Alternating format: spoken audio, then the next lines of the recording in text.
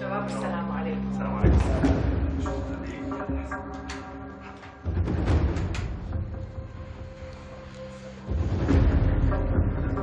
أي شيء يريحكم ماني حاضر. تسلم. شكرا لك. احنا ناس يعني اسياد بلد ومسؤولين عن وطن. والدي ما كان عاشق للحروب.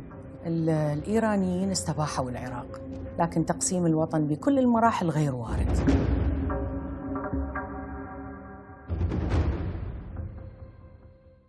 مرحبا بكم مشاهدينا الكرام إلى هذه السلسلة المستمرة معكم من اللقاءات الحصرية مع رغد صدام حسين. ست رغد، مرحبا بك معنا مرة أخرى. نكمل حديثنا عن مشوارك وعن حياتك. نصل الآن في هذا الجزء نريد أن نتحدث أكثر عن زواجك، عن عائلتك. تحدثنا في السابق عن الوالد وعن أسرتك وحياتك معه. أنت تزوجت وعمرك 15 عاما، يعني هل كان برغبتك أن تتزوجي في هذا السن، أم الوالد أو الوالدين مثلا أجبراك على هذا الزواج في هذه السن؟ إطلاقا والدي ما أجبر ولا أحد من عندنا الخمسة على الزواج. دائما كان لما أحد يتقدم إلى أي واحدة من عندنا البنات يسألنا موافقين، وقال لي إياها. قال لي لما أجى سألني، أنا كنت صغيرة والوالد يعني كان وقت ظهر وصيف، موسم صيف. طرق على الباب، دخل ولاطفني، كنت أنا ماخذة قيلولة.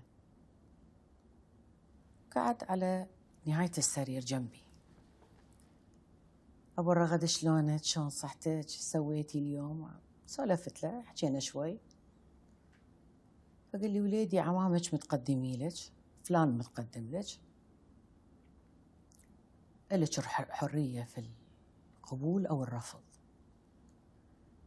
ولو رفضتي وتقدم شخص غيره أيضا إلك الحرية في القبول أو الرفض، على أن يكون هذا الشخص أنا موافق عليه.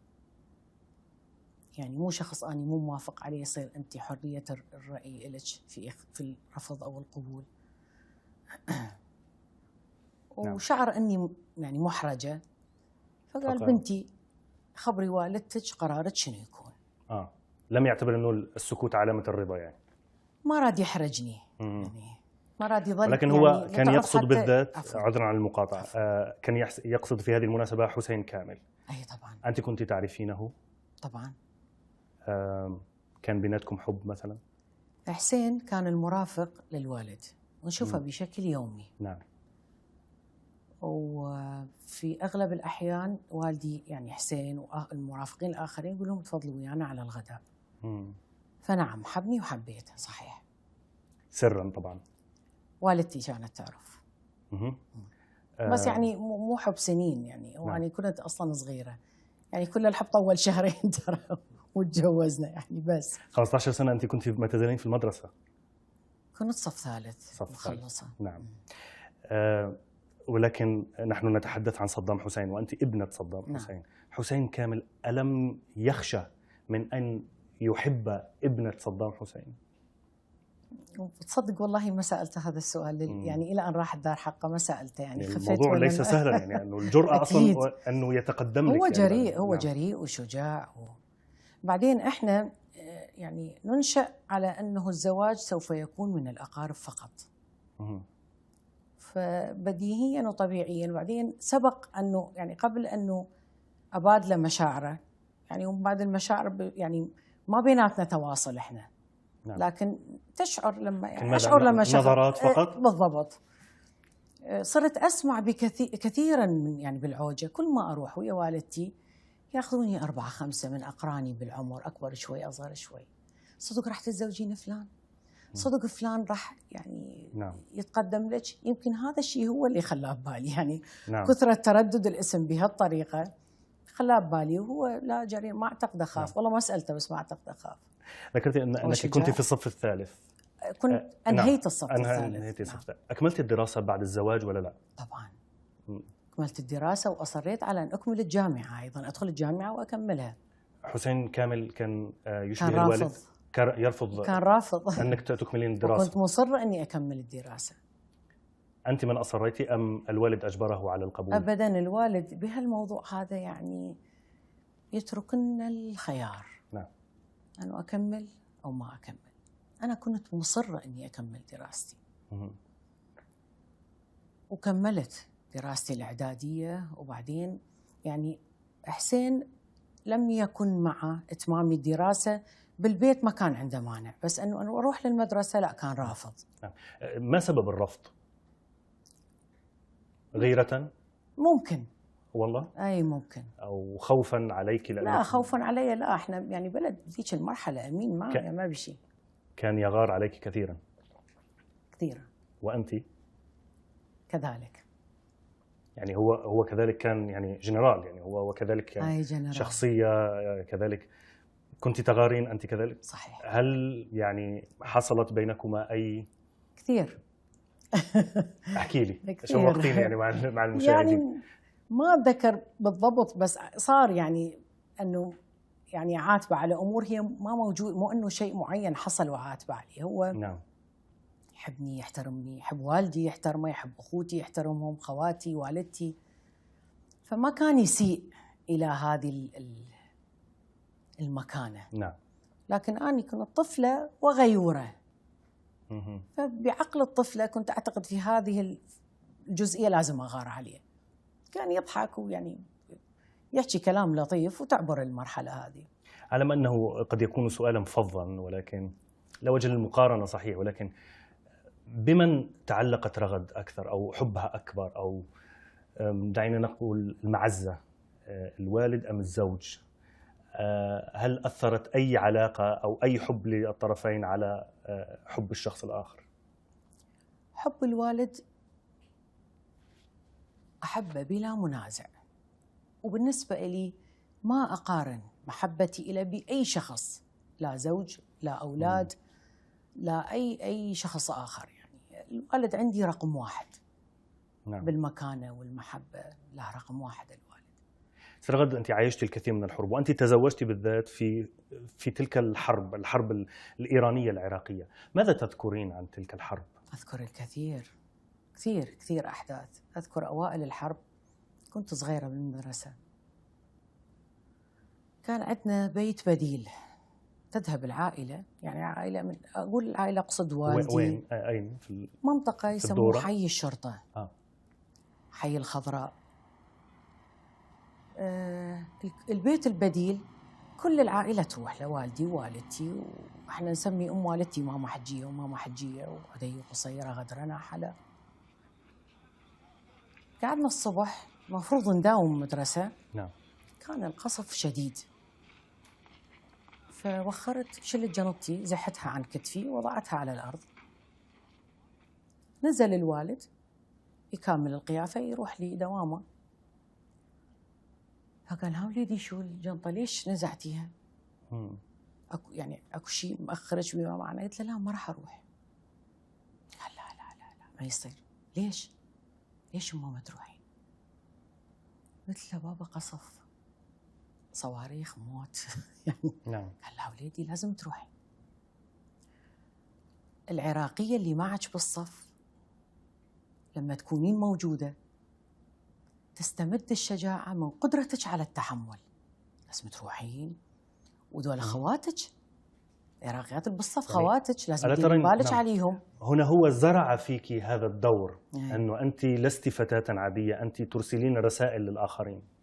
والله في كلنا هو انزرع هذا، يعني هاي الشعور بالمسؤولية تجاه البلد انزرع بالخمسة، مو بس بيان، يعني مو حالة استثنائية. كل الخمسة عندهم شعور تجاه بلدهم، قد يفسرها كل واحد بطريقته. طبعا أنا ما أحكي عن الولد. نعم. الولد أدوا دورهم بأحلى صورة واستشهدوا دفاعا عن الوطن، فالولد هم ليس نعم. حوارنا بهالنقطة. طيب ستغد، دعينا نعود إلى الزوج حسين كامل. يعني كان له منصب قيادي كبير كذلك في الدولة وقتها. صحيح. هل سمعتي هل كنت مثلا شريكة معه في اتخاذ بعض القرارات ربما؟ هل سمعتي منه مثلا ما كان يروى عن بناء المفاعل النووي أو عن الأسلحة الكيميائية في العراق؟ في القرار السياسي إطلاقا. في بعض القرارات الإنسانية نعم إلي كان يكون دوري، ودوري مؤثر. الإنسانية بمعنى لما يصير حوار ويا شخص أرى أنه الطرف الآخر له الحق، مو حسين اللي له الحق. مثلا يكون هذا الحوار يتخلل شيء من الغضب من طرف حسين، بعد أن يغادر الشخص أو يتسكر سماعة الهاتف أبدي رأيي بقوة ووضوح. وكان يستمع إليك؟ لا، يستمع جدا. نعم.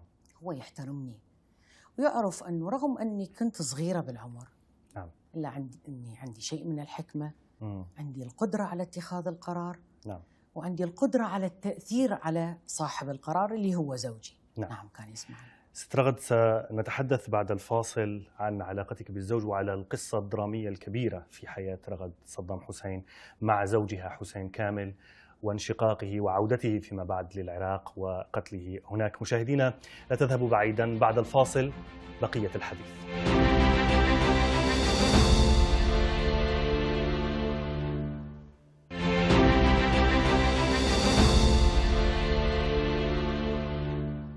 مشاهدينا الكرام، أهلا بكم معنا من جديد، مستمرون في هذا اللقاء الحصري مع رغد صدام حسين. ست رغد، نتحدث عن علاقتك بزوجك الراحل حسين كامل.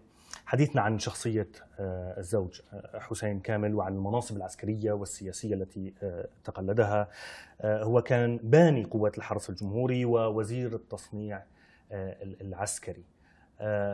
كل هذا الدور ما علاقته كذلك بالخلاف الذي حصل بينه وبين صدام حسين؟ ابتداء أنا يعني ما أحب أدخل بتفاصيل كثيرة فيما يخص موضوعي يعني وحسين على الصعيد الشخصي. نعم. مو لأني ما أريد أضعها أمام المشاهد، لا بالعكس، يمكن هاي التجربة الحياتية تفيد الكثيرين كلا من وجهة نظره. لكن بهاي الجزئية قد أبدو وكأني الوحيدة اللي زوجها كان شهيد. بالوقت اللي العراق نساء خسروا الكثير من الشهداء، أزواجهم، أولادهم، آبائهم، وعانوا الكثير بهذه النقطة. فيما يخص المناصب اللي شغلها حسين والنهاية اللي انتهى بيها، لا قد ما يكون سبب مناصبه، قد تكون أسباب أخرى في تلك المرحلة، قرار معين. الكبير لما اتخذ القرار بعض الأفراد أثروا على اتخاذ هذا القرار في تأجيجه. نعم. قد يكون القرار من الوالد 100%، قد يكون جهات أججته، طبعا لا أقصد جهات خارجية. نعم. أقصد يعني. لكن ذكرتي قبل الفاصل ست رغد أنه كان يستمع إلى ما تقولين، وهذا كان قرار مصيري، يعني أن تذهبوا إلى الأردن عام 95 وأعلن انشقاقه هناك. ألم يستشرك في هذه الخطوة وماذا قلت له وقتها؟ في خطوة الخروج استشارني، وكنت شاعرة إذا بقيت راح يصير حمام دم. حمام الدم اللي يصير ما راح يصير بين أشخاص غريبة علي ما أعرفها، هم أهلي بالدرجة الأولى، والدك وزوجك زوجي ويعني أبو أولادي. فدرءا لهذه الفتنة أيدت باتخاذ القرار في مغادرة الوطن. مو من السهل علي، أنا بنت رئيس دولة وبنت صدام حسين، مو سهل علي أروح لأي بلد آخر، مع العلم أنه كان استقبالنا بالأردن رائع وما شعروني بالغربة ولا يوم. نعم. لكن في الشق الآخر، في المؤتمر اللي صار والإعلان اللي انطرح بالطريقة اللي معروفة، نعم. لا لم أكن أعلم. لم تكوني تعلمين ماذا سيقول إطلاقاً. حسين كامل في المؤتمر الصحفي في عمان عام 95؟ إطلاقاً. طيب، ما كان سبب الخلاف؟ جوهر الخلاف ما هو؟ لماذا حصل هذا الانشقاق بين صدام حسين وحسين كامل؟ حسين اسمه لمع وبقوة، وأصبح ثاني رجل بالدولة بعد الوالد. أكو ناس صدف تلعب معاهم دور فقط. نعم. صدفة أنه هذا الشخص يمت إلى هذه العائلة بصلة قوية، فعليه أخذ المنصب سين. مع حسين الصدفة وقدرته على الأداء واتخاذ القرار وشجاعته في كل محطة كان يكلف بها. يعني ست رغد، هل زواجه منك ساهم في لمعان نجمه كذلك؟ هو لمع نجمه قبل أن يرتبط بي. هو لما ارتبط بي كان مسؤول عن الأمن الخاص. نعم. وكان أفراد الأمن الخاص يشاركون بالحروب، يعني حرب إيران. نعم. الحرس الجمهوري والأمن الخاص. الحرس الجمهوري كان يضعوه بالمقدمة بالقتال بالحروب، كان حسين مسؤول عنه. والأمن الخاص مسؤول عن أمن الرئيس، أمن البلد، أيضا هو كان مسؤول عنه. طيب، لمع نجمه، هل هذا هو سبب خلافه مع صدام حسين؟ لا قطعا لا، لأنه سبب لمعان نجمه عنصرين: قدرته على أن يلمع نجمه ويكون له دور حقيقي، وقطعا قربه من الوالد برز عنده هذه الصفات. يعني لما يكون شخص قريب من رئيس دولة وتكون عنده ميزات، نعم، تطلع هاي الميزات لما يعطى فرصة لذلك. نعم. طيب، ذهبت إلى الأردن، أخبرتني أنه استشارك في قرار الذهاب. صحيح. لكن لم تكوني تعلمين ماذا سيقول في المؤتمر الصحفي إطلاقا. علمت ماذا حدث، وفجأة كان هناك قرار آخر صادم أكثر، هو العودة إلى العراق. أخبريني عن ما حصل وقتها، وكيف كان قرار العودة، وهل أنت من أقنعت حسين كامل بالعودة؟ لما طلع بالمؤتمر أبعد 7 أشهر عن العودة. هل هذا يعني أنك ستعمل من الأردن على قلب نظام الحكم والإطاحة بالرئيس صدام حسين وإزاحته عن السلطة؟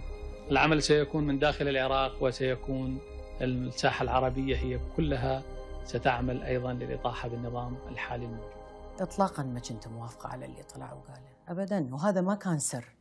يعني هاي الجزئية ما ترهم تكون سر، لأنه هذه مسؤولية تاريخية بيها، هو مو حدث شخصي، هو حدث عام. صحيح. هو رجل بالسلطة، ووالدي رئيس دولة، وكانت بنت أحد المسؤولين الأردنيين، طبعا لا أقصد العائلة المالكة إطلاقا بهاي الجزئية، كانت موجودة في تلك اللحظة لما ظهر حسين على التلفزيون.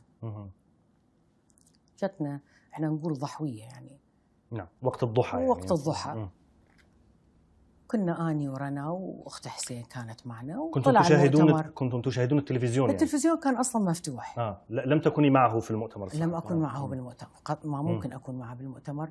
وكنا إحنا جالسين وفوجئت بظهوره. باللحظة الأولى اعتبرته طبيعي، مؤتمر يسأل ويجاوب. بس بعدين التفاصيل اللي خاضها لا، فاجأتني. بماذا شعرتي بغضب؟ أكثر من غضب. تشاجرتي مع حسين كامل بقوة لدى عودته؟ بقوة. ماذا حصل؟ ما حصل شيء، يعني قررت أنه أني أعود.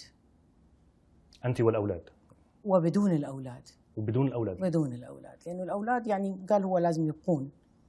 قلت له الأولاد أولادك، وأكيد أنت حريص عليهم مثل ما أنا حريصة عليهم، وأكيد أنت تحبهم. لهذه الدرجة يعني كنت مستعدة أن تتركي أولادك؟ كنت مستعدة أن أترك أولادي حتى أرجع للوالد.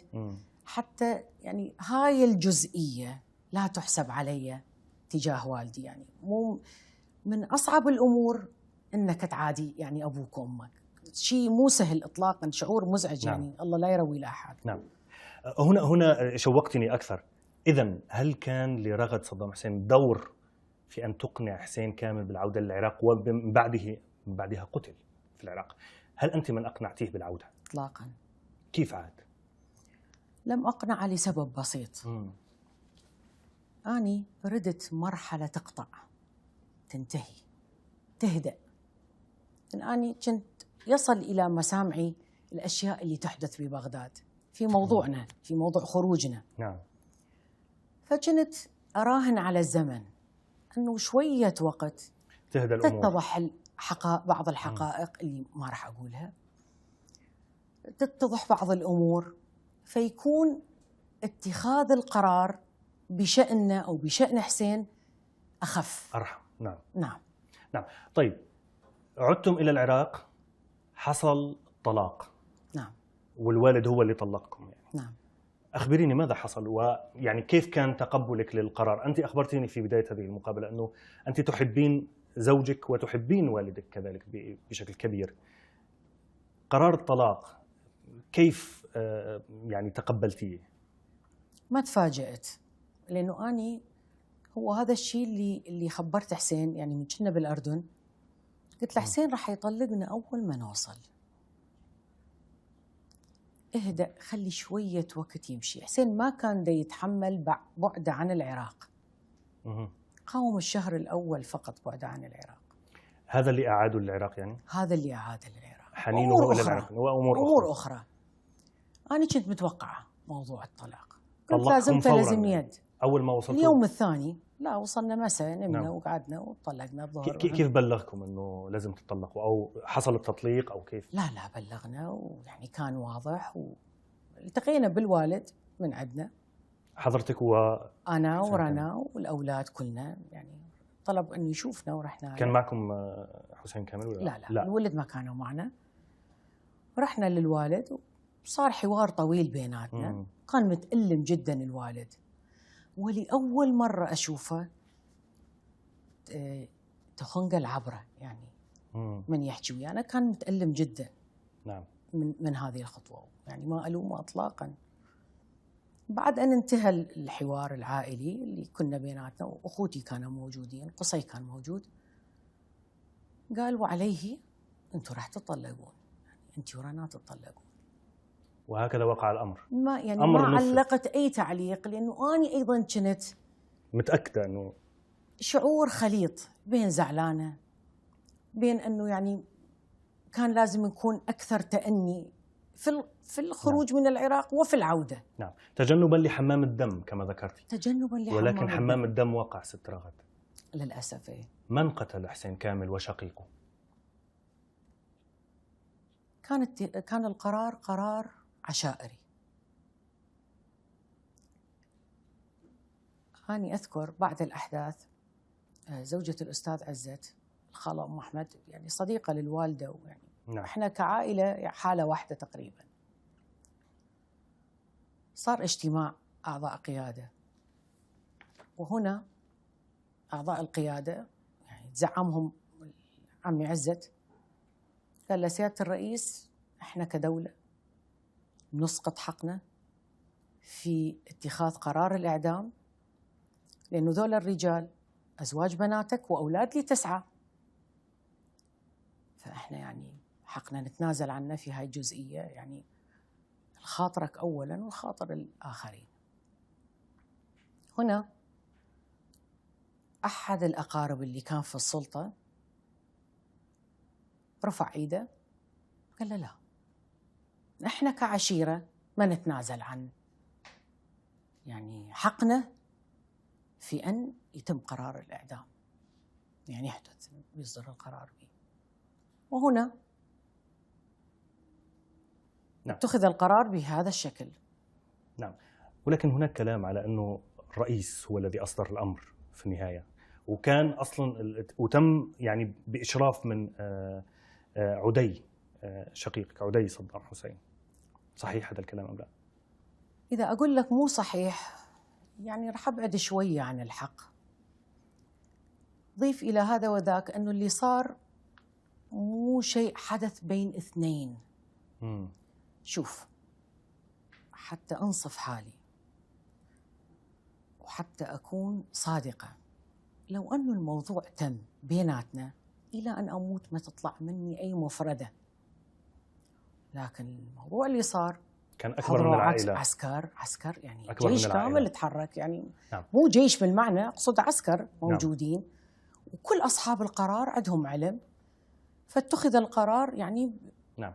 يعني بعد أكيد ما نقول بعد الرجوع إلى الوالد، هم اتخذوا القرار بدون أن يرجعون للوالد، يعني الوالد الأكبر منا دا يقول له إحنا متنازلين عن حقنا، لكن كان الوالد حاضر. رغد سامحيني، تحاولين أن تريحي نفسك لأنك بين نارين، بين نار الوالد وحب الوالد وحب الزوج، لا تريدين أن تحملي صدام حسين المسؤولية عن قتل زوجك؟ لا، الرئيس صدام يعني أشجع من أنه نشيل عن كاهل المسؤوليات، ورجل رئيس دولة ويتخذ القرار اللي يجده مناسب، وكل الشخص اللي يخطئ يعني يعاقب. هذا الشيء مو غريب، يعني المفروض كل احنا نعرفه بالعائلة. فلا، ما يحتاج أشيل عن كاهله. يعني والدي أشجع من أنه أني أخفف عن كاهله القرارات. والدي رجل الكل يعرفه، بالمحكمة هو تبنى كل المسؤوليات. يعني كان إذا أحد أخوته، ما أقصد برزان وطبان وسبعاوي عفوا أنه بدون ذكر العم، بس للإيضاح، أقصد أخوته بالمسؤولية الآخرين. هو كان يعني ياخذ على كاهله كل المسؤولية حتى يخفف عنهم. فما راح أجي أني أخفف عن الوالد، لا، الوالد أكبر من أنه أني أخفف عن كاهله. سؤالي الأخير، بماذا شعرت عندما سمعت خبر إعدام زوجك؟ تأذيت كثير أكثر مما تتصور. يمكن أكيد كنت طفلة عمري 25 سنة، يعني ما راح يكون سنة. عاتبتي الوالد؟ أبدا يعني بس زعلت.